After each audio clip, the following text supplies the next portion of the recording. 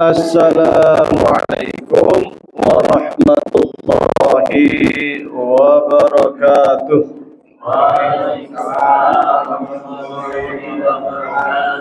Alhamdulillahi rabbil alamin. Alhamdulillahilladzi ja'alana ummatan wasata linakuna syuhada bainan nasi yawmal qiyamah walladzi an'amana bi ni'matil iman wal islam wal ukhuwah wal karamah was salamah wa amarna bit tamassuk bi kitabillahi wa sunnati rasulillah wa awjaba 'alaina al-amra bil ma'rufi wan nahya 'anil munkar. Wa asyhadu an la ilaha illallah wahdahu la syarika lah. Lahul mulku wa lahul hamdu yuhyi wa yumitu wa huwa ala kulli syai'in qadir.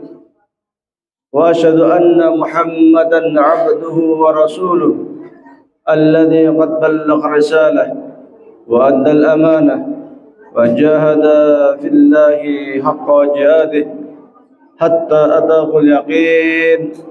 Allahumma salli ala sayyidina wa habibina wa syafiina Muhammad sallallahu alaihi wasallama wa ala alihi wa sahbihi wa tabi'in wa tabi'ihi tabi'in wa man tabi'ahum bi ihsanin ila yaumiddin.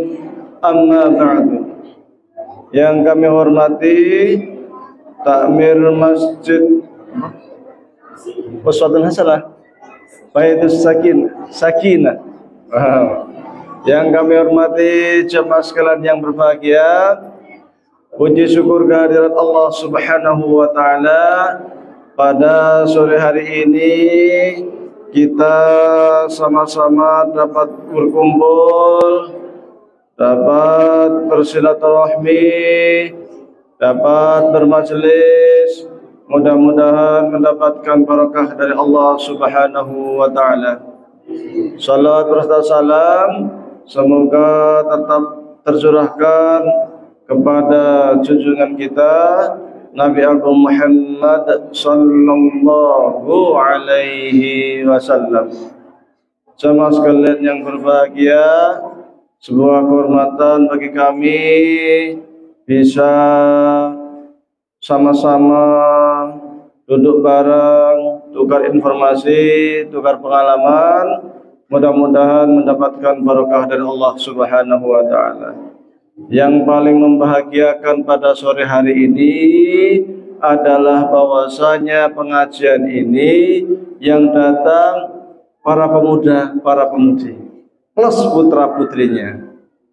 Ya, ini istimewa. Saya sering sampaikan tiap pengajian karena saya sering ngaji hampir tiap ahad. Saya tuh keliling sampai ke Madura sana, sampai ke Jakarta sana. Yang ngaji apa? Rata-rata umurnya di atas 55 tahun, 60 tahun, 70 tahun. Bahkan pernah saya ngaji sampai panitianya tuh mbah-mbah. Iya.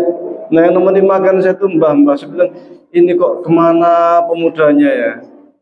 Seakan-akan malaikat Jibril, malaikat Israel itu datangnya hanya untuk orang yang sudah lanjut usia. Oh enggak, yang masih muda pun kalau malaikat Israel sudah waktu yang datang, ya datang tanpa kulonwun ya. Yang masih muda malaikat Israel saja dari sini naudzubillah kelas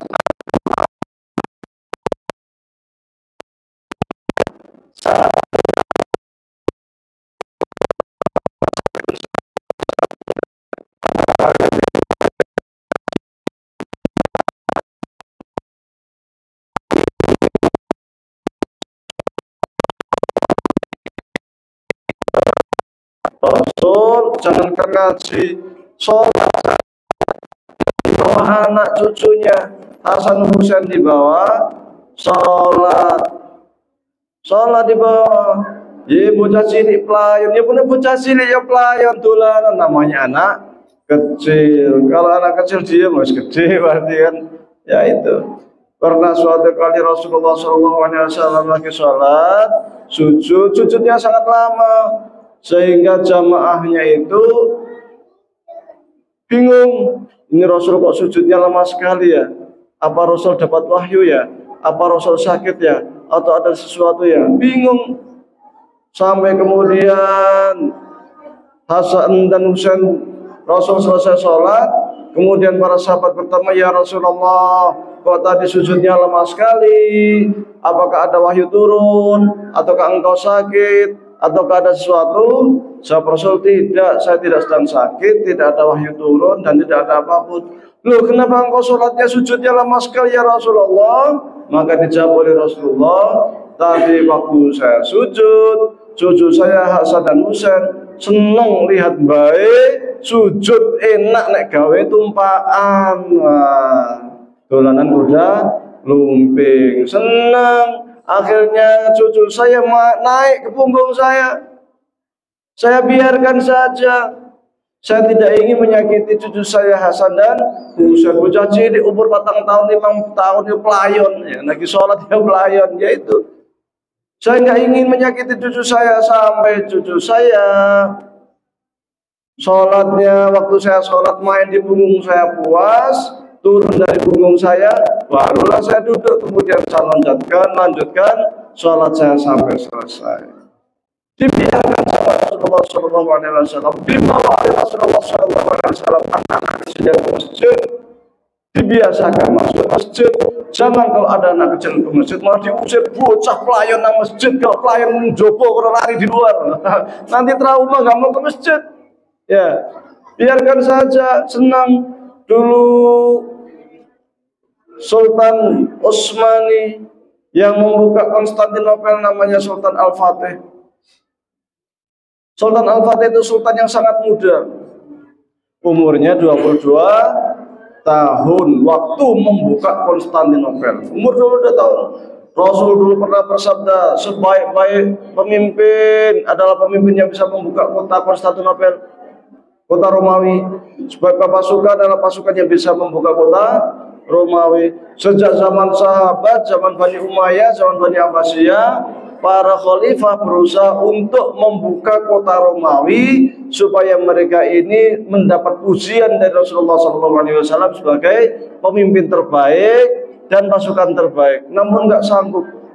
Ternyata yang sanggup adalah Sultan Fatih yang waktu itu masih muda belia, umurnya baru 22 tahun. Ada satu pesan dari Sultan Fatih yang perlu kita cermati bersama, yang perlu kita pegangi. Apa itu kata Sultan Fatih? Saya itu sangat khawatir kalau masjid sudah tidak terdengar lagi cerowetan, sudah tidak terdengar lagi permainan lari-lari anak-anak. Sahabat pada bingung, teman-temannya Sultan Fatih pada bingung. Lah emang kenapa wahai Sultan? Apa jawabnya? Saya ini khawatir kalau di masjid sudah tidak ada anak-anak yang main, karena saya yakin, saya percaya bahwasanya yang akan memegang kepemimpinan masa depan bangsa ini adalah kaum muda. Kalau kaum muda yang sudah tidak kenal masjid, anak-anak sudah tidak kenal masjid, bagaimana masa depannya? Maka senanglah, bahagialah kalau masih ada anak-anak kecil yang lari-lari, main-main di dalam masjid. Wis biarkan saja, nggak apa-apa. Waktu hari Ahad marah dolanan bal-balan nang masjid, wis men, biarin. Akan menjadi kenangan ketika besar dulu saya kecil lari-lari main bola di masjid gitu. Biarin saja. Daripada dulu saat saya kecil, ibu saya, bapak saya ngaji di masjid, saya main game, puas saya main game. Ini kenangannya nggak baik. Wong tuane ngaji, anaknya main game ning omah dhewe. Ini nggak baik. Tapi kalau kenangannya dulu saya malah kiainya di depan, saya lari-lari, minuman kiainya tak minum, kan terkenang itu. Tapi kan terkenangnya di masjid kan gitu. Waktu ngaji kan gitu. Positif, baik, sangat bagus. Maka saya ketika ngaji kok ada anak kecil nggak pernah ngerasa terganggu, malah senangnya minta ampun. Karena justru sangat sedih ketika ngaji yang hadir orangnya sepuh-sepuh. Kenapa? Bukan berarti kita nggak suka orang sepuh ngaji, justru bagus. Tapi kemana anak mudanya? Kemana muda-mudinya? Kemana anak-anak kecilnya? Kan gitu. Karena mereka inilah generasi ke depan kita, harapan kita, umat ke depannya di tangan mereka ini. Kalau mereka sudah tidak kenal masjid, maka kita perlu bersedih, kita perlu merenung. Karena saat ini yang namanya anak-anak itu umumnya sudah kecanduan HP, main motor, lari ke sana kemari, disuruh sholat susah, disuruh ngaji susah, pokoknya seangel kabeh. Sebabnya apa? Kena setan gepeng. Apa itu? HP. HP ini luar biasa. Maka kalau bisa anak kecil itu sebenarnya jangan dipegangin HP. Saya selalu di mana-mana sering saya anjurkan anak SD jangan dipegangin HP. Bahaya. Ngajinya nanti susah. Kalau pengen ngajinya cepat, boleh pegang HP, tetapi untuk dengerin Quran, malam dengerin Quran, pagi Quran di rumah. Kalau bisa dengerin Quran, insya Allah cepat. Anak di bawah 15 tahun cuman mendengar itu bisa hafal. Tuh. Iya, cepat sekali anak kecil itu. Maka kalau ada anak 10 tahun hafid Quran, sangat bisa. Anak 15 tahun, 12 tahun hafid Quran, sangat bisa. Syaratnya itu, jangan sering-sering dengerin HP, pengen HP, main motor, jangan lagi juga sering-sering denger musik. Wah, bocah tiap hari dengerin musik, ngapal Quran, angel. Ngaji ini angel, serius, ini berdasarkan pengalaman. Ya, kalau pengen ngaji ini cepat, ngapal Quran ini cepat, sering-sering dengar Quran, jangan dengar musik, lagu. Ini pengalaman. Kalau soal hukum, macam-macam lah hukum ya. Kalau ada hukum beda lah. Hukum itu terkait dengan fikih. Fikih itu ya tergantung cara istimbatnya. Ada yang mengatakan boleh kalau begini, ada yang mengatakan haram kalau begini. Tapi berdasarkan pengalaman, kalau anak kecil sering dengerin musik, lagu-lagu, ngapal Quran angel. Tuh ya. Coba sekalian yang kami hormati, kita suasana Ramadan kemarin 1 bulan bisa dikatakan Ramadan itu pesantren kilat bagi kita. Nyantri selama Ramadan. Kita nyantri belajar selama 1 bulan ngaji, baca Quran. Kita selama 1 bulan belajar bagaimana sholatnya rajin. Kita selama 1 bulan belajar bagaimana kita bisa on time, tepat waktu, disiplin. Waktunya subuhan enggak boleh makan, gosip tinggal setengah sendok, enggak bisa, berhenti, harus berhenti. Kalau makan ngedamel ya batal, enggak sah, latihan disiplinnya. Jadi itu sekolahan selama Ramadan. Maka kita akan melihat setelah Ramadan ini sukses enggak kita masuk pesantren kilat selama Ramadan. Berhasil enggak selama kita itu melaksanakan sekolah selama Ramadan. Kalau ingin tahu berhasil tidak, ya tinggal kita lihat setelah Ramadan ini. Kalau sebelum waktu Ramadan kita rajin baca Quran, apakah setelah Ramadan kita masih rajin baca Quran? Kalau selama Ramadan kita rajin sholatnya, apakah setelah Ramadan kita masih rajin sholat? Kalau waktu Ramadan kita suka sedekah, apakah setelah Ramadan kita masih suka sedekah? Jadi apa yang kita lakukan di luar Ramadan, ketika itu juga dilakukan di luar Ramadan, maka kita sukses, kita berhasil. Nek jare di wong Indonesia itu minal faizin, termasuk orang-orang yang untung, termasuk orang-orang yang berhasil. Ya. Tapi kalau kita justru setelah Ramadan Qurannya ditaruh lagi, sholatnya juga berhenti atau jamaahnya juga sudah enggak jamaah lagi, ya ini tanda-tanda gagal. Gagal di dalam melaksanakan sekolah atau pesantren kilat selama bulan Ramadan. Maka kalau kita sebelum waktu Ramadan kita rajin baca Quran, setelah Ramadan harus sering baca Al-Quran. Minimal satu hari itu ada waktu katakanlah habis maghrib sampai isya atau waktu habis subuh itu kita gunakan untuk membaca Al-Quran. Yang punya adik-adik kecil gunakan waktunya untuk ngeres bareng dengan anaknya. Alhamdulillah sore anaknya diajarkan di TPA, di masjid ya. Jangan lupa habis maghrib disimakkan oleh orang tuanya, disimak, ditanya tadi hasilnya apa, dimurojaahkan, ditanya mana tadi Iqra'nya sampai halaman berapa. Habis subuh ditanya tadi kemarin ngajinya apa, coba ulangi, coba saya dengerin. Itu jadi ada peran orang tua untuk mendidik anak, terutama di dalam mengajarkan ini, karena ini amal soleh, pahalanya luar biasa besar, luar biasa besarnya. Dan itu pahala itu akan mengalir sampai hari kiamat. Maka ketika anak itu bisa belajar a, i, u, babi, bu, kok orang tua ikut ngajarin, ikut memurojaah, menanyakan waktu di rumah, ikut nyimain. Alhamdulillahirabbil alamin, arrahmanir rahim, maliki yaumiddin. Orang tua ikut nyimain, maka ketika anak ini hafal surat Al-Fatihah, pahalanya luar biasa. Namanya pahala jariyah. Karena Rasulullah SAW mengatakan, "Idza mata ibnu Adam in qata'a amal illa min salat, shadaqatin jariyatin aw ilmin yuntafa bi aw waladin salihin yad'ulah."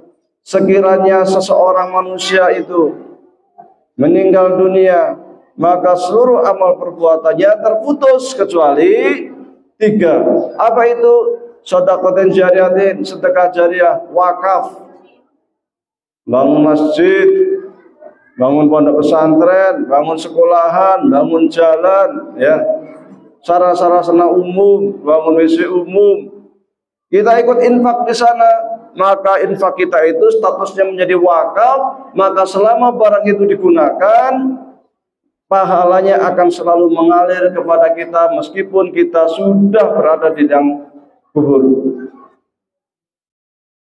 Aw ilmin yuntafa bi, atau ilmu yang bermanfaat. Di antaranya apa? Ngajarin anak-anak kita, memurojaahkan, mengulangi, mengetes, ikut mengajari anak-anak kita, maka itu nanti akan pahalanya akan mengalir terus. Ketika anak kita itu baca Fatihah setiap hari, setiap sholat, ya sholat satu hari 5 waktu.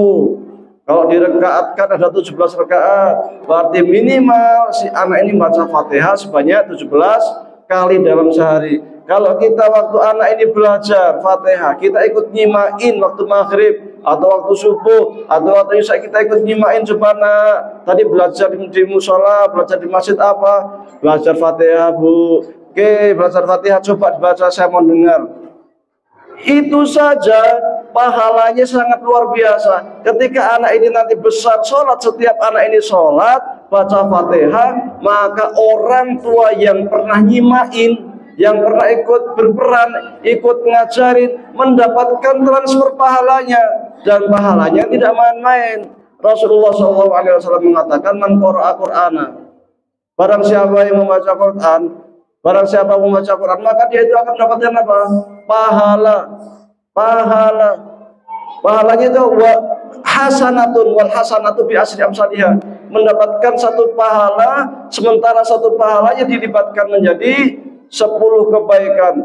La aqulu alif lam mim harfun, walakin aqul alif harfun wa lam harfun wa mim harfun. Setiap orang yang membaca Al-Quran, satu hurufnya mendapat kebaikan, dan satu kebaikan dilipatkan menjadi 10 kebaikan. Rasul mengatakan, saya tidak mengatakan alif lam mim itu sebagai satu huruf, satu kebaikan, tidak, tetapi alif satu kebaikan, mim satu kebaikan, alif satu kebaikan, lam satu kebaikan, mim satu kebaikan. Satu kebaikan dilipatkan 10 kali, sehingga kalau kita membaca alif lam mim dapat 3 kebaikan, kali 10 sama dengan 30 kali kebaikan. Itu baru alif lam mim. Bagaimana kalau Al-Fatihah? Bismillahirrahmanirrahim. Alhamdulillahi rabbil alamin, Ar-Rahmanir Rahim, Maliki Yaumiddin. Itu ada berapa huruf? Banyak sekali.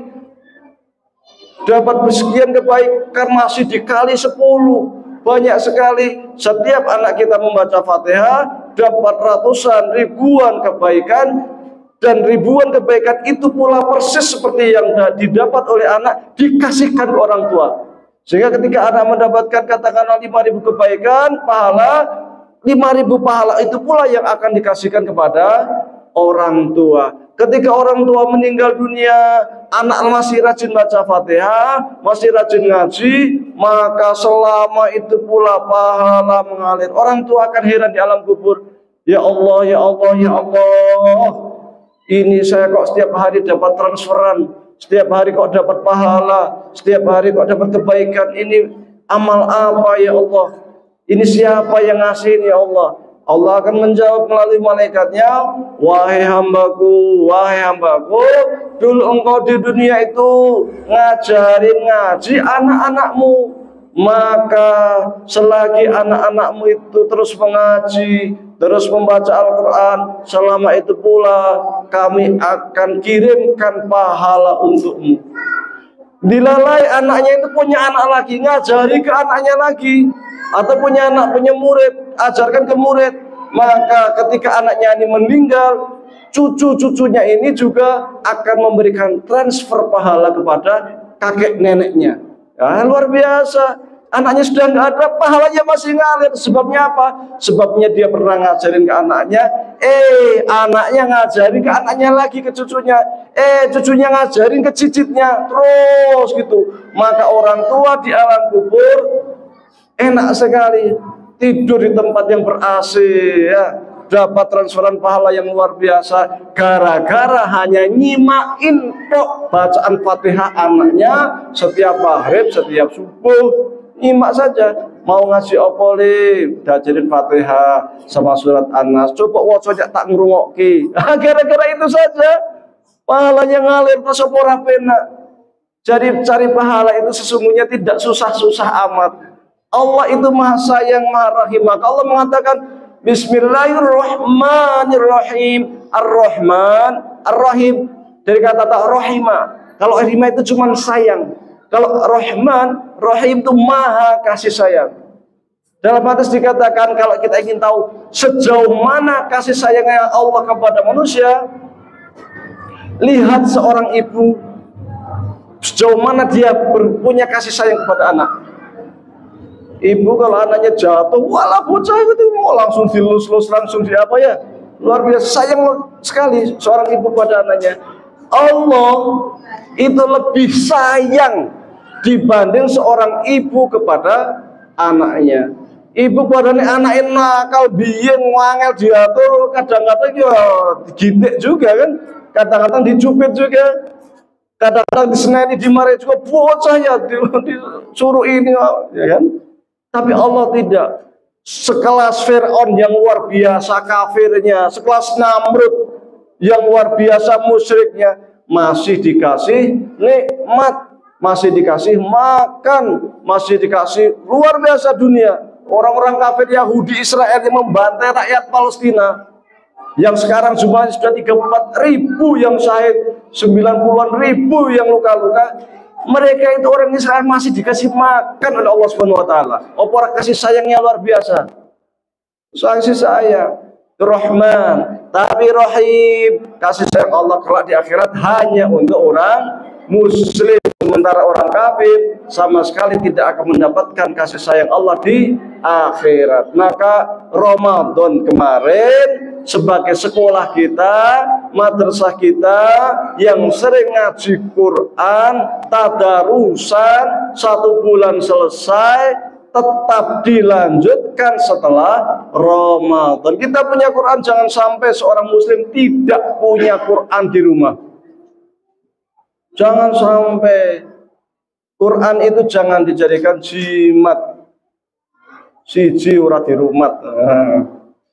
Punya 1 tapi nggak diurus. Jangan sampai Quran cuma ditaruh di mana, di rak, sampai kena debu, sampai sobek-sobek, sekali membaca sudah dimakan tikus. Ini jangan sampai, ya.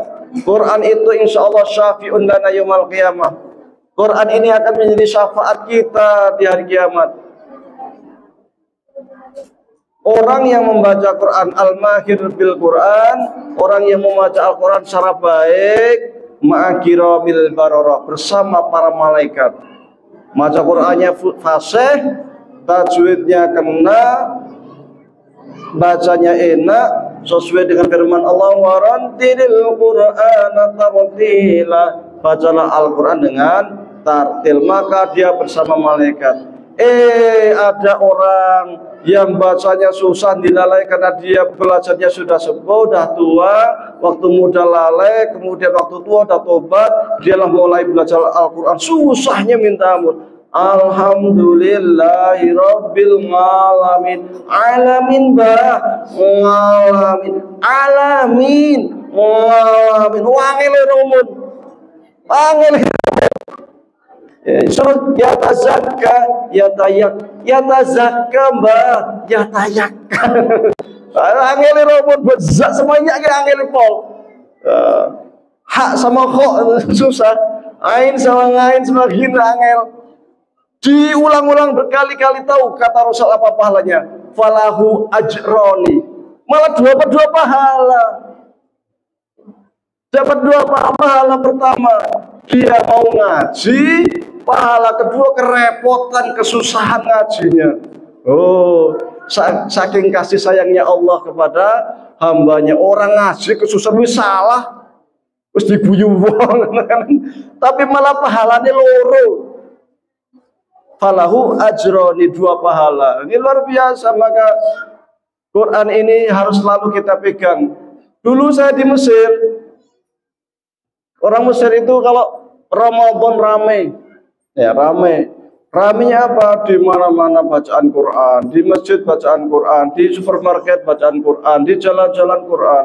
Orang naik metro baca Quran, orang naik kereta bawah tanah baca Quran, naik mobil baca Quran, di mana-mana baca Quran. Ramadannya rame, kalau Idul Fitri sepi. Idul Fitri setelah Id wis bubar. Kalau kita kan masih ada salam-salaman, halal bihalal, nggak rono, turu. Karena tradisinya orang Arab biasanya habis subuh turu, bengi malah lelekan sampai jam 2 malam. Jadi kalau kita kembalikan, Idul Fitrinya rame, Ramadannya malam ada tadarusan gitu aja kan. Tapi siang ya nggak terlalu rame lah. Kalau di Mesir, wah dikasih lampu-lampu di mana-mana tuh lampu-lampu, setiap rumah itu ada namanya Venus, lampu khusus Ramadan. Nah, terus setiap rumah dipasangin lampu khusus Ramadan. Jalan-jalan Quran di mana-mana ya. Ramadannya luar biasa ramai. Nah di Mesir itu kalau sholat taraweh 1 juz, ya, jadi 1 jam, 1 juz. Allah macamnya Bismillahirrahmanirrahim, bukan Bismillahirrahmanirrahim, nggak ada.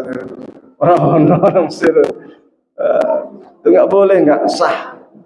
Kalau sholat taraweh kok sampai hilang rukunnya, sampai tidak ada tumak ninahnya, nggak hanya sholat taraweh, sholat apapun, menurut mazhab Syafi'i sholatnya tidak sah.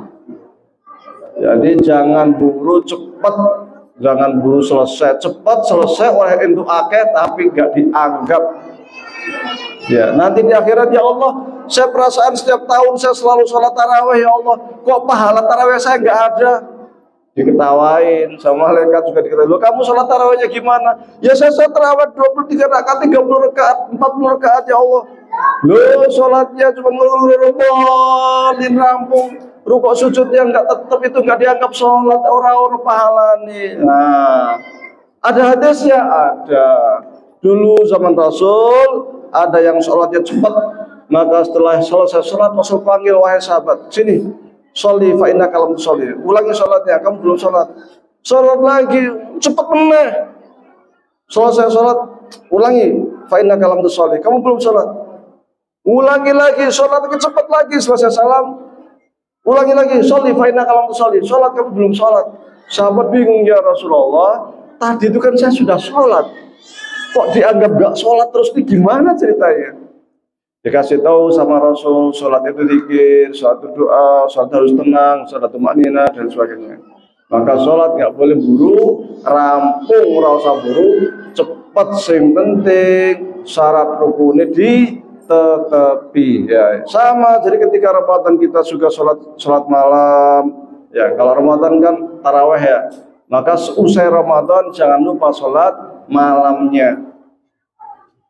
Sholat malam bisa 8 rakaat baik, bisa 6 rakaat baik, bisa 4 rakaat baik, bisa 2 rakaat baik. Di dalam bukunya Imam Al-Ghazali pernah mengatakan, rakaataini, sholatu rakaataini fi jawfil laili kunzun min kunuzid dunya. 2 rakaat sholat malam itu merupakan tabungan luar biasa, tabungan kita di dunia. Untuk apa? Untuk menuju akhirat. 2 rakaat luar biasa. Maka kita biasakan untuk bangun sebelum subuh, kita laksanakan sholat malam minimal 2 rakaat. Kalau Rasulullah itu kalau sholat malam wajib, pasti harus. Wa min laila illa qalila. Wahai Rasul, bangun malam, nggak usah banyak tidur. Untuk apa? Salat malam. Itu Rasul. Tapi kalau kita sunnah, wa minal laili fatahajjat bi nafilatan lak asa ayyab'ataka rabbuka maqama mahmuda. Pada sebagian waktu malam, hendaklah engkau salat tahajud. Mudah-mudahan ketika engkau salat tahajud di waktu malam itu, maka Allah akan mengangkat derajatmu ke derajat yang sangat mulia. Kalau tidak mau bacaan panjang, qul huwallahu ahad, karo inna atau enak surah apa, yang penting biasakan salat malam. Ya, salat malam. Jadi kebiasaan kita di Ramadan kita bawa sampai setelah Ramadan. Orang yang sulit salat malam, insya Allah hatinya itu lembut. Insya Allah otaknya akan lebih cerdas, hidupnya lebih tenang, lebih bahagia. Maka akan ada bedanya orang yang mulazamah, yang kontinu, yang selalu melaksanakan sholat malam dengan yang tidak pernah melaksanakan sholat malam. Ciri-ciri sahabat Rasulullah SAW itu apa? Seperti yang tertulis di dalam kitab Taurat dan Injil, itu ruhbanun bil laili, fursanun bin nahari. Mereka itu seperti pendeta di waktu malam karena rajin ibadah, namun di waktu siang seperti pendekar karena sering berjihad. Ini ciri-ciri dari para sahabat Nabi Muhammad SAW, dan kita diperintahkan untuk mengikuti teladan yang telah dicontohkan oleh para sahabat. Rasul mengatakan, ashabi kan nujum bi ayyima qadadaitum ihtadaitum. Sahabatku itu bagaikan bintang-bintang di langit. Siapapun yang engkau ambil contoh teladan, maka ia akan memberikan teladan bagimu, maka ia akan memberikan petunjuk bagimu. Rasul juga mengatakan, alaikum bisunnati wa sunnati al-khulafa ar-rasyidin al-mahdiin.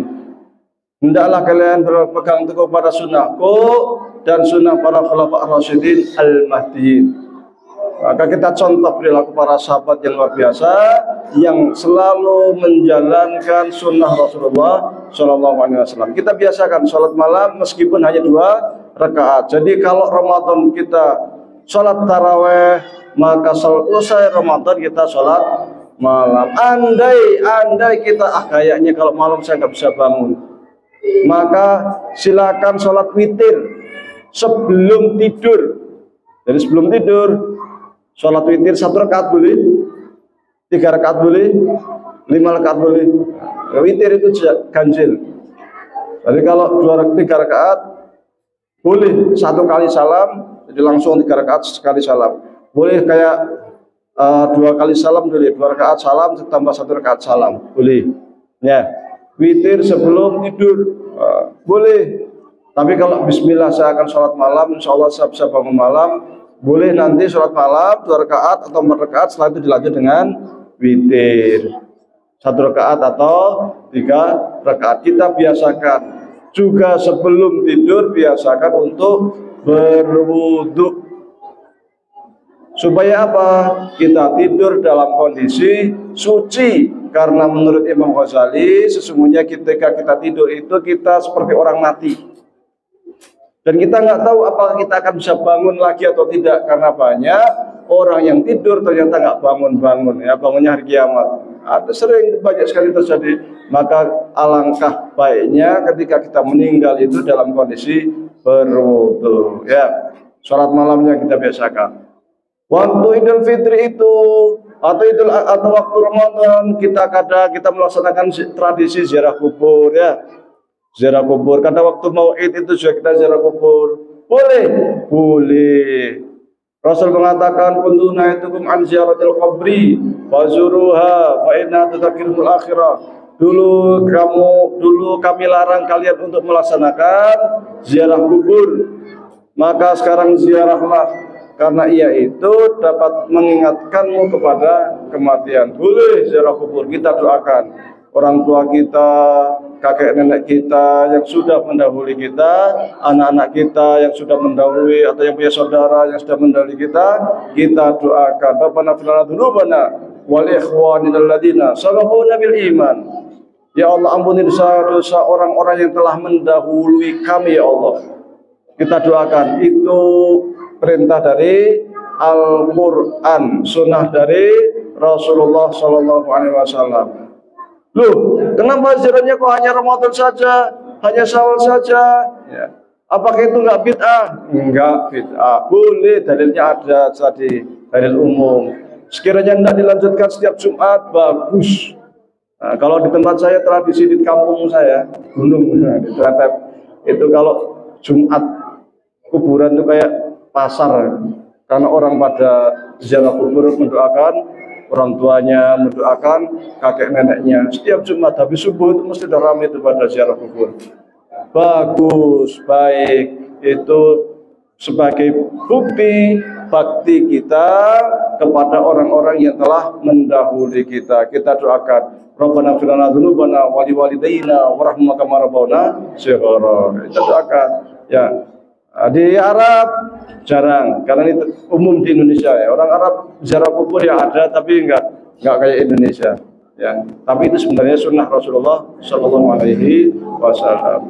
Kemudian waktu Idul Fitri tiba, kita ada acara sungkeman ya, halal bihalal. Ini enggak ada di Arab. Halal bihalal, halal bahasa Arab ya, halalun bi halalin, halal dengan halal. Itu enggak ada istilah Arab itu. Itu bahasa Arab yang istilah orang Indonesia yang di Arab-Arabkan, ben ketok Islami. Halal bihalal. Tapi orang-orang yang Arab ya, itu khusus tradisi Nusantara. Makanya kalau ke Mesir, ke Saudi, kok enggak ada ya orang sungkeman? Ya enggak ada yang tradisi Nusantara. Kok orang kok enggak saling maaf-maafkan ya? Kok enggak saling ziarah-ziarah ya? Enggak ada yang itu tradisi Nusantara. Boleh? Ya boleh. Memaafkan itu sesuai dengan hukum syariat. Ya, sesuai dengan anjuran Rasulullah SAW. Sungkeman itu dalam hadis Nabi dikatakan, idza iltaqa al-mu'minani fayatasafahani ghufira lahum ma qabla ay yatafarraqa. Sekiranya ada dua orang mukmin saling ketemu, kemudian saling jabat tangan, ya, maka Allah akan ampuni dosa keduanya sampai keduanya ini berpisah. Jadi pas jabat tangan ini dosanya meretel, berjatuhan. Maka kita kalau ketemu jabat tangan, ya ketemu jabat tangan, ini boleh. Sungkeman itu boleh, bukan perkara bid'ah. Lu itu zaman Rasul kan nggak ada ya, tapi hadisnya jelas, hadis umumnya jelas. Dan ini terkait dengan perkara muamalah tradisi, boleh. Ya, nggak ada masalah. Dan di sini akan ada peristiwa-peristiwa yang luar biasa indah. Seorang anak minta maaf kepada orang tuanya ya. Seorang istri ngaku nek salah lan njaluk ngapura karo bojone. Nah, kapan seorang bojo ngaku salah njaluk ngapura karo bojone? Iya pas waktu Idul Fitri. Nek ora Idul Fitri ora. Ya kan gitu. Jadi mau mengakui kesalahannya, mau sungkem kepada suaminya kan gitu. Seorang anak kepada orang tuanya, kepada handetolanya, kepada saudara-saudaranya, minta maaf. Karena Rasul mengatakan bahwasanya jika seorang hamba maka na'indahu mazlamatun, kalau orang itu pernah mendolimi saudaranya, maka na'indahu mazlamatun li akhihi min irdihi aw malihi falyatahallal minhu al-yawm qabla ayyakuna dinaran wala dirhaman. Sekiranya seorang itu pernah melakukan kezaliman, kesalahan kepada saudaranya sesama muslim terkait dengan irdihi, kehormatannya, pernah mencaci, nek ngomong ora karuan, ora kepena, pernah menghina, pernah gunjing, ya itu namanya min irdihi, kehormatannya. Au malihi, tau nyolong, ngutil, utang orang bayar. Fal yatahalal minhul yaum, maka mumpung masih hidup di dunia supaya minta dihalalkan, dimaafkan. Maka kemudian dihalalkan, inilah kemudian orang Indonesia membuat acara halal bihalal. Fal yatahalal, hendaklah minta dihalalkan minhul yaum, pada hari ini, qabla ayyakuna dinaran wala dirhaman, sebelum kelak yang namanya uang dirham dan dinar, yang namanya rumah, yang namanya mobil mewah, yang namanya duit miliaran triliunan tidak akan ada lagi gunanya, tidak akan ada lagi manfaatnya. Maka minta maaf. Namun jika itu terkait dengan harta, maka dia harus mengembalikan hartanya kepada saudaranya. Kalau pernah ngutang harus dibayar, ojo ketemu pura-pura ngerti, pura-pura lali, nggak boleh. Meskipun 2.000 3.000 yang namanya utang harus dibayar. Rasulullah Shallallahu Alaihi Wasallam mengatakan, "Walladzi nafsi Muhammad biyadihi, lau anna rajulan qutila fi sabilillah, thumma uhiya, thumma qutila, thumma uhiya, thumma qutila, waladaihi dainun ma dakhalal jannah hatta yuqda anhu dainu." Demi zat yang jiwa Nabi Muhammad ini berada dalam genggaman tangannya, sekiranya ada seseorang yang dia itu berjihad di jalan Allah, kemudian dia syahid, pahala syahid itu langsung masuk surga besar, dia korbankan nyawanya, dia korbankan segalanya untuk Allah.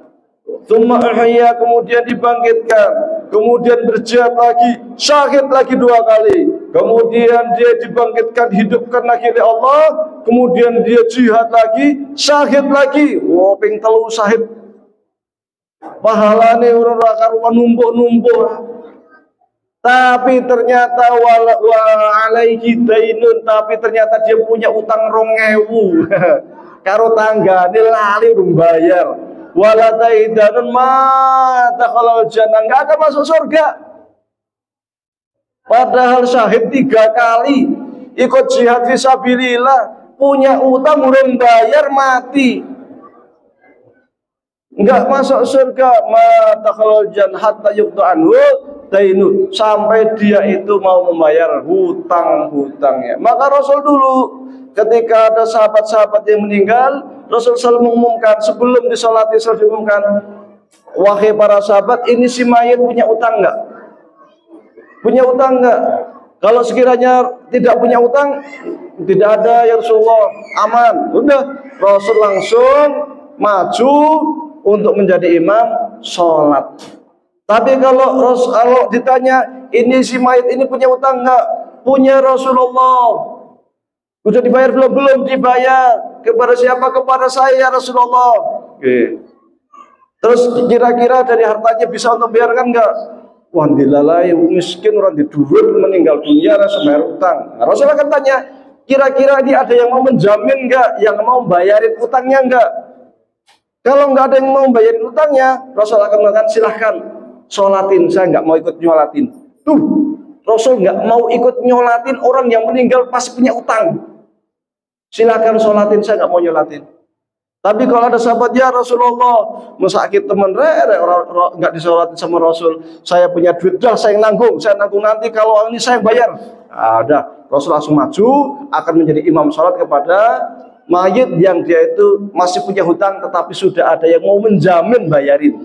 Maka hati-hati dengan hutang. Istilah hutang ini kalau kita baca di dalam surat Al-Baqarah menjadi ayat terpanjang. Ayat satu halaman full khusus tentang utang. Kalau ada utang, mau berhutang, maka tulislah. Oh, suruh nulis aslinya. Kasih 2 saksi. Kalau nggak ada 2 saksi laki-laki, kasih 4 saksi perempuan. Sehingga ketika yang satu lupa, yang satu bisa ngingetin. Kan gitu. Sekiranya si mayit ini meninggal, yang lain tahu, oh ini punya utang, kan gitu. Jadi aslinya perintah Al-Quran, meskipun ini anjuran, kalau ngutang itu harus ditulis, harus ada saksi, tanda tangan di atas materai asli ini. Karena ini terkait dengan hak hamba. Kalau kita nggak sholat umpamanya kita nggak sholat, males apa macam-macam karena biying, nah, umur 70 tahun tobat, waduh saya ini 70 tahun atau sembahyang, nah, tobat, banyak istighfar, dia sholat, akhirnya dia mengkodok sholat yang telah lalu, baru dapat 2 hari meninggal. Insya Allah dia bersih, Allah ampuni dosanya. Tapi dia punya utang, dia nggak bisa nyantol terus sampai hari kiamat. Maka hati-hati dengan utang. Ini utang, apalagi perampok, apalagi sampai mengambil uang rakyat 271 triliun. Dikapake orang ngewe sama Bu Swargo. Anak orang ngawas 1 triliun kan. Kira-kira mau diapakan sama Allah kelak oleh malaikat? Malaikat tadi gregetin umum. Malah tak petesi banding umum. Orang ewe resep buswar kok orang atas 1 triliun. Ini kalau hukum Islam diterapkan itu bukan dihukum mati saja, disalib. Jadi di Islam itu masih ada hukuman salib yang saat ini tidak pernah diterapkan ya. Hukuman salib itu untuk siapa? Untuk perampok. Diterapkan oleh siapa? Perampok, itu hukuman salib ya. Termasuk koruptor, itu perampok uang rakyat. Disalib itu diapakan? Dipanggil masyarakat, taruh di alun-alun atau di perempatan jalan, dibuatkan salib seperti orang Kristen ya. Salib itu gitu kan, gini ya. Ya, nanti potong kaki kanannya dulu, setelah itu potong tangan kiri, setelah itu potong kaki kiri, potong tangan kanan, penggal kepalanya. Kejam ya? Ya itu memang begitu perampok. Lebih kejam dia atau hukum? Nah, dia membuat rakyat Indonesia miskin. 271 triliun itu kalau dibagi ke rakyat Indonesia, setiap orang dapat 20 miliar. Bayangkan, setiap penduduk, berarti setiap 1 orang itu dirampok sebanyak 20 miliar. Sopo sing ngirim duit 20 miliar. Nah kan, apa mana sangat ngasih triliunan. Nah, ini luar biasa. Mereka para perampok itu adalah orang-orang yang tak punya hati nurani. Mereka yang tak pernah merasakan kependeritaan rakyat. Maka hukumannya mestinya luar biasa. Tapi yang namanya negeri kita ya kadang sudah dihukum sekian tahun, 30 tahun, untuk remisi 20 tahun, untuk remisi 10 tahun, untuk remisi 3 tahun. Nanti uji coba itu dikeluarkan dulu sebagai uji coba. Akhirnya ujung-ujungnya cuma dihukum 4 tahun, 5 tahun. Wah. Uangnya bisa buat foya-foya anak cucu. Anak orang atas 70 triliun yang cuma umpama dihukum cuma 3 tahun ujung-ujungnya. Yang mewah-mewah, foya-foya kan. IKN aja biayanya 500 sekian triliun. Nah, separuh IKN loh, bayangin. Separuh nih dikorupsi wong siji. Nek mangane pirang piring. Itu kalau buat beli bakso udah berapa mangkok ya? Wah, saat ketemanggungnya diguyur banjir bakso ya. Iya, itu nggak kebayang itu. Jadi nggak kebayang dosanya itu kayak apa itu. Di akhiratnya itu malaikat tuh gemesnya kayak ngopo ya, ya begitulah. Tapi namanya orang sudah hatinya tebal, keras, meskipun sudah jelas korupsi segitu banyak masih senyum, santai. Namanya juga hati yang sudah keras ya. Itulah. Maka kita naudzubillah dari kekerasan hati, kita sering-sering baca Quran supaya apa? Hati kita lembut, otak kita lembut, kita dimudahkan untuk mendapatkan hidayah Allah Subhanahu wa taala. Ya, jadi minta dihalalkan, minta dimaafkan, dikembalikan. Kalau pernah punya utang 2.000 bayar, 20.000 bayar, 2 juta bayar, kan gitu. Kalau kita nggak sanggup bayar, maka ketika di dalam Islam itu ketika ada orang meninggal, kita akan dicek dulu. Oh, dia punya rumah, oh dia punya sawah, oh dia punya tabungan. Oke. Ini tidak boleh dibagi ke jadi hukum waris, nggak boleh dulu. Dicek dulu. Ini punya utang nggak? Oh ada. Oh, kalau punya utang harus bayar dulu. Tanahnya jual buat bayar utang. Nggak nutup Oh, mobilnya jual. Oh belum nutup. Rumahnya jual. Ah nanti kalau rumahnya jual kita tinggal di mana? Ya tinggal. Oke. Ada 2 kemungkinan. Kalian anak-anak mau menanggung hutang orang tuamu enggak? Kalau mau menanggung oke. Tapi kalau enggak mau menanggung, rumah jual. Kalian kemana? Ngontrak. Gitu. Jadi memang seperti itu hukumnya. Harus menyelamatkan orang tua di akhirat dulu. Meskipun seluruh hartanya itu habis untuk bayar utang. Ya iya. Yang penting akhirat orang tuanya ini selamat. Baru kalau hutang-hutangnya ini sudah tutup, dicek. Masih ada sisa harta enggak? Ya sedikit, tapi untuk biaya penguburan, untuk berikan kafan, untuk dari rumah sakit ke mana kuburan, sewa ambulan, oh cukup. Setelah itu udah habis, ya udah nggak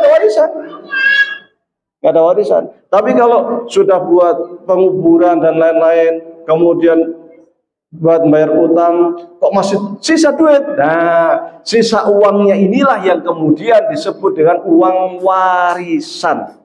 Uang inilah yang nanti akan dibagikan kepada ahli waris. Tapi hutang harus ditutup dulu karena ini terkait dengan nasib orang tua. Kalau orang tuanya ini yang meninggal ini masih punya hutang, kok hartanya sudah dibagi-bagi, maka yang dosa siapa? Dan anak-anaknya tahu, padahal orang tuanya masih punya hutang, maka nanti anak ini dianggap sebagai orang yang memakan harta orang lain tanpa hak. Hati-hati. Maka soal hak dengan manusia ini memang lebih berat. Allah itu lebih mendahulukan hak dengan manusia dibanding hak dengan Allah. Kalau dengan hak Allah itu gampang, seumpama mendekati asar, dilalai di sungai, ada orang tenggelam, kita wajib, kalau orang yang ini bisa berenang, wajib langsung turun ke sungai menolong orang yang mau tenggelam. Meskipun waktu sholat habis, menolong orang harus lebih didahulukan. Jangan, saya belum sholat, saya mau sholat dulu, keburu matiin gitu. Lihat orang ketabrak di jalan, jebring, Allahu Akbar, ngusik tak sholat sih, keburu matiin gitu. Nggak boleh, dahulukan kepada manusia. Meskipun waktu sholatnya habis, nanti bisa kodok. Nah, ini karena terkait dengan manusia itu lebih berat dibanding dengan Allah. Dengan Allah itu kita banyak istighfar, insya Allah Allah ampuni. Tetapi dengan manusia, kalau terkait dengan dengan kehormatan kita minta maaf. Kalau terkait dengan harta, maka kita harus membayar hutangnya. Kalau pernah nyuri harus dikembalikan, ditambah dengan juga minta maaf. Qabla ayyakuna dinaran wala dirhaman. Sebelum kelak di akhirat itu yang namanya uang sudah tidak berguna lagi. Kenapa demikian?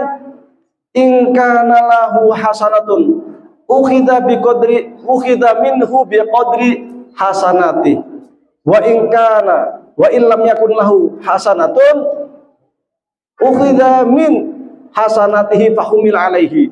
Karena nanti ketika kita itu tidak minta maaf ketika kita masih di dunia, di akhirat kita menjadi orang yang merugi karena kita akan dipertemukan kembali kepada orang yang pernah kita zalimi.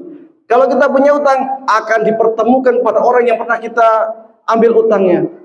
Maka waktu itu ketika kita pernah menyumpat orang, pernah menghina orang lain, kalau di dunia belum minta maaf, kesalahan-kesalahan yang ada pada orang itu atau kebaikan-kebaikan kita, pahala-pahala kita akan diambil sebesar sejauh mana kita pernah menyakiti orang itu. Diambil kasihkan, ambil kasihkan, ambil kasihkan. Ternyata kita pernah menyakiti orang sakit-sakit hati seumur-umur, nggak pernah lupa, dilalui nggak pernah ngasih minta maaf, orang di ngapura sekalian. Ya sudah, kebaikan kita dikasih semua, masih kurang, kejelekan dia diambil kasihkan ke kita. Maka Rasul pernah bertanya kepada para sahabat, wahai para sahabat, atadruna manil muflis? Wahai para sahabat, apakah kalian tahu siapa itu al-muflis? Orang yang rugi, orang yang bangkrut. Kalian tahu nggak wahai sahabat? Sahabat mengatakan, al-muflis minaman lau dinaran wali dirhaman. Orang yang bangkrut di antara kita ini, orang nggak punya duit, nggak punya rupiah, nggak punya mobil mewah, nggak punya rumah mewah. Itu rugi. Tapi kata Rasul enggak gitu, itu bukan orang rugi. Orang rugi min ummati itu man ya'ti yaumal qiyamah bi sholatin wa siyamin wa zakatin. Ya'ti wa qad syatama hada wa qad daraba wa qad hada wa daraba hada wa syatama hada wa qad mala hada.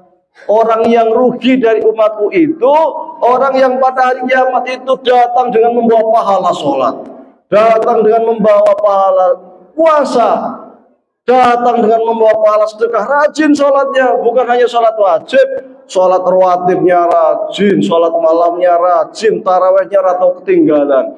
Nggak sedekah orang umum akeh, sedekah terus luar biasa. Ya, poso ya bukan hanya Ramadan, yo Senin Kemisan, yo puasa tengah bulan, Ayyamul Bid, yo Daud, luar biasa ya. Orang di dunia melihat, Masya Allah ibadahnya, ya ikhlas. Karena ikhlas kan berarti pahalanya banyak. Pahalanya numpuk, dia di akhirat juga datang dengan dipanggil sama Allah, itu pahalanya banyak yang mentabur. Dan dia senang pahalanya banyak. Tapi kata Rasul, wa ya'ti wa qad syatama hadza wa qadhafa hadza wa daraba hadza wa safaka dama hadza. Dia pernah mengumpat orang lain, suka mengumpat orang, suka memukul orang, suka menyakiti hati orang. Maka orang seperti ini akan ukhidha minhu atau min hasanati biqatil matihi. Dia akan diambil kebaikan-kebaikannya itu, pahala-pahalanya itu diambilin oleh Allah untuk dikasihkan kepada orang yang dizalimi sampai habis. Ketika sudah habis, gantian fa'ilam yakun lahu hasan, dan pahala atau kejelekan orang-orang ini diambil oleh Allah, dikasihkan fahumil alaihi, dikasihkan kepada orang yang menzalimi. Ini orang yang rugi, yang bangkrut. Maka karena ini terkait dengan orang lain, kehormatan orang lain, harta orang lain, maka harus hati-hati. Maka kesempatan halal bihalal itulah untuk kemudian kita minta maaf kepada saudara kita, kepada bapak-bapak kita, kepada anak-anak kita, kepada tetangga-tetangga kita. Dan memang orang Indonesia kreatif buat acara halal bihalal, soalnya salahnya aja hanya khusus jaluk ngapura kok isin orang kepenak. Nah, dikasih kesempatan halal bihalal. Sebagai penutup saya kasih teladan dari Rasulullah SAW. Rasul itu manusia pilihan, teladan. Tetapi ketika Rasul sakit, masih minta dihalalkan. Rasul waktu itu setelah pas sholat, berdiri Rasul. Kemudian Rasul ketika jemaahnya banyak, para sahabat banyak, Rasul mengatakan, saya ini tidak tahu kapan Allah akan memanggil saya. Maka mumpung saya masih hidup, sekiranya dari para sahabat-sahabat sekalian pernah ada yang saya zalimi, mohon dimaafkan. Sekiranya ada yang terkait harta atau pernah saya sakiti dan pengen kisos, pengen membalas, silahkan balas. Mumpung saya masih hidup di dunia.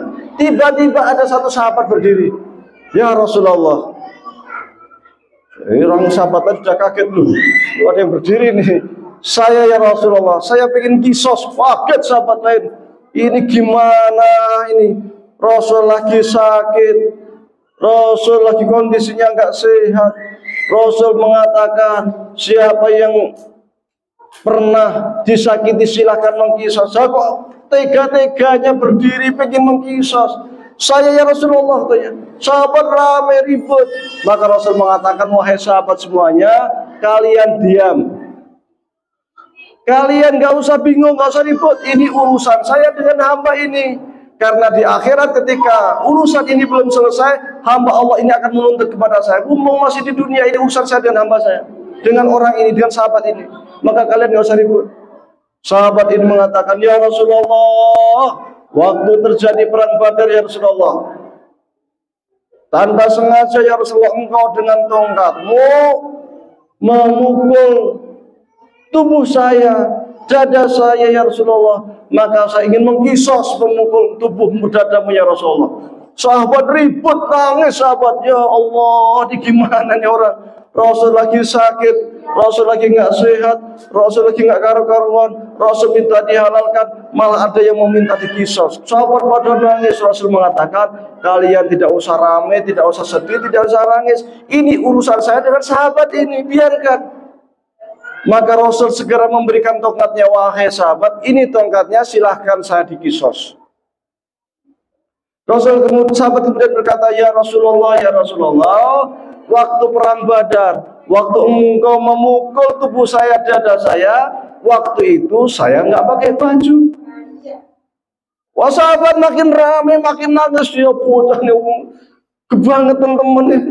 Rasul kondisi seperti itu, kalau tidak mengkisos ini gimana ini? Wah, nggak jelas ini. Rasul kembali mengatakan, diam, ini urusan saya dengan sahabat. Rasul buka bajunya, silahkan.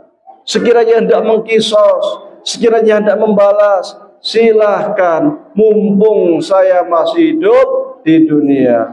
Maka sahabat ini segera mendekati Rasulullah SAW. Wah, sahabat udah ramai, udah makin nangis semuanya. Tega-teganya ini nggak ada yang tegel, orang-orang yang tegel melihat. Maka ketika sudah dekat, sudah di hadapan Rasulullah SAW, tiba-tiba sahabat ini melempar tongkatnya, kemudian membuka bajunya, langsung memeluk Rasulullah SAW. Rasul kaget, wahai sahabat, loh tadi katanya mau mengkisos, tadi katanya mau membalas terkait dengan apa yang pernah saya lakukan kepadamu, kok tiba-tiba engkau memelukmu?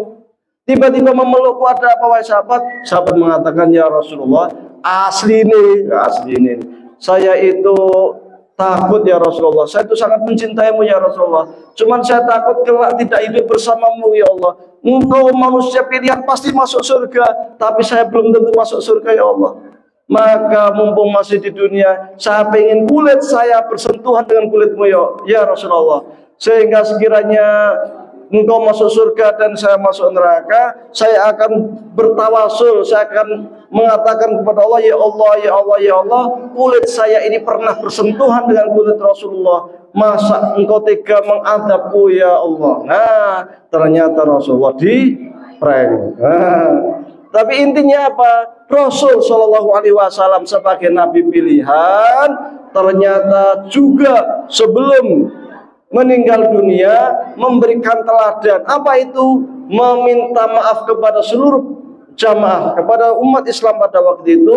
Siapa tahu ada salah, padahal jelas Rasul itu ghufira ma taqaddama min dambi wa ma ta'akhkhar. Rasul itu dosa-dosa yang telah lalu dan akan datang telah diampuni oleh Allah Subhanahu wa taala. Tetapi memberikan teladan kepada kita supaya selalu minta maaf. Maka kesempatanlah apalagi pada acara halal bihalal ini untuk kita saling memaafkan. Dan acara halal bihalal tidak ada di Arab, tidak ada di Mesir, tidak ada di Saudi, tidak ada di Qatar. Ini memang murni tradisi Indonesia. Ada sungkeman, ada salim, ada saling kunjung ke tempat saudara, ke orang tua, ujungnya. Kalau di Mesir, di Saudi, di macam-macam negara Arab, ramenya Ramadan, setelah Ramadan sepi, nggak ada. Kalau kita kan masih rame ya, masih ada Idul Fitri, ketupat apa macam-macam. Makanan di mana-mana ya kan, luar biasa. Taib, Mudah-mudahan bermanfaat. Mudah-mudahan apa yang saya sampaikan. Oh, ada pertanyaan ternyata. Saya baca yang bagaimana jika kita pernah disakiti orang tua, diberi kata-kata kasar seperti kamu anak durhaka, padahal kita ingin selalu berbakti. Kita sebagai anak selalu berusaha menjadi anak soleh. Kita sudah memaafkan dosa. Kalau sama orang tua, ya orang tua kita sebagai anak, kita harus wajib berbakti kepada orang tua, hukumnya wajib. Yang namanya orang tua kadang kesel sama anak, kadang penat, kadang apa, macam-macam, sehingga kadang emosi, kadang ngata-ngatain anaknya, kadang ngomong yang enggak karu-karuan. Itu sebenarnya bukan orang tua itu tidak sayang kepada anak. Orang tua manapun pasti sayang kepada anak. Cuman karena kondisi tertentu akhirnya dia keceplosan. Maka seorang anak kalau ada orang tua ngomong yang sakit, menyakiti, jangan diambil hati. Lupakan. Apa yang dikatakan oleh orang tua tidak sebanding dengan orang tua merawat mendidik anak ketika kita masih kecil. Nggak sebanding ketika orang tua 9 bulan 10 hari mengandung, membesarkan kita, menyusui, memberi nafkah, ngasih duit sekolah. Oh, nggak sebanding. Cuma bilang bocah durhaka, bocah ya gini anak. Ini nggak sebanding itu dibanding kasih sayang orang tua kepada anak. Seandainya anak ini sedekah sebanyak mungkin untuk membalas kebaikan orang tua, selamanya tidak akan mampu bisa membalas kebaikan orang tua. Orang tua ngurus 10 anak bisa, tapi satu anak belum tentu bisa mengurus satu orang tua. Ini jadi jangan diambil hati kalau ada orang tua yang ngomong yang tidak baik. Maafkan orang tua, bahkan bukan hanya maafkan, doakan. Perintah Al-Quran, doakan. Maka kita kalau sama orang tua ya kita harus banyak istighfar. Kalau sekiranya ada di hati kita, alah jangan tua kok kayak ngono, saya kok selalu disakiti, ngomong kok ada terus. Ketika ada di hati kita terdetik seperti itu, segera astagfirullahaladzim. Maka sering-sering baca istighfar. Rasul itu per hari minimal membaca istighfar. Kata Rasulullah dalam Bukhari disebutkan, wa inni la astaghfirullah ta'ala fil yaumi mi'ata marrah. Saya itu beristighfar kepada Allah minimal sehari 100 kali. Maka kalau terdetik di hati kita pikiran yang kurang baik kepada orang tua kita, segera astagfirullahaladzim. Banyak baca astagfirullah supaya kita tenang. Jangan diambil hati. Jangan sampai nanti kita benar-benar menjadi anak yang durhaka. Ada pertanyaan lain?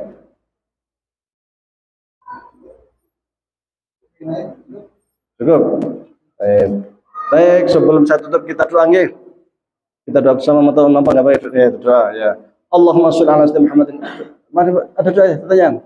Betul. Bismillahirrahmanirrahim. Allahumma shalli ala sayyidina Muhammad. Allahumma shalli ala sayyidina Muhammadin fil awwalin. Allahumma shalli ala sayyidina Muhammadin fil akhirin.